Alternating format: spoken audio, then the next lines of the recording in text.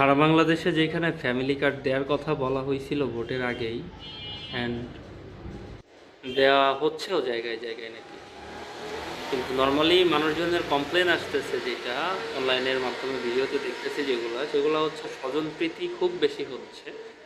যারা আসলে পাওয়ার অধিকার রাখে তাদেরকে না দিয়ে যাদের দায়িত্ব দেওয়া হচ্ছে তাদের নাকি আত্মীয় স্বজনদের বেশি দেওয়া হচ্ছে।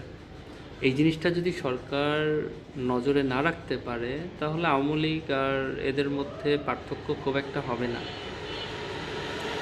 আবার আজকে দেখলাম জামায়াতের আমির অনেক গিফট দিচ্ছে মানুষকে, অ্যান্ড অনেকে কমেন্ট করতেছে ওইখানে যে জামাতের আমিররা নাকি শুধু জামাতের সমর্থন দেখা দেখা দিচ্ছে। বাট আমার কথা হচ্ছে ওইখানে তো একজনও এমন পাইলাম না যে বলল যে আমি বিএনপি করে বলে আমারে দিচ্ছে না, বা এমন কেউ তো নাই যে পায় নাই। যারা গেছে সবাই তো পাইছে। আবার এমন তো কিছু লেখাও নাই যে বিএনপির লোক অ্যালাউড না।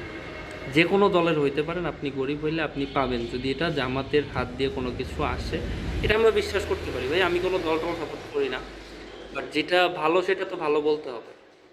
যারা আওয়ামী লীগের আছেন, যারা বিএনপি আছেন, তারা চোখ বন্ধ করে দল না কইরা যেটা খারাপ সেটা খারাপ বলবেন, যেটা ভালো সেটা ভালো বলবেন, এতটুকুই চাওয়া। আমি বলতেছি না আপনার দল চেঞ্জ করতে হবে, বাট আপনি আপনার দলের যেটা ভালো এটা সমর্থন দিবেন, আমিও দিব।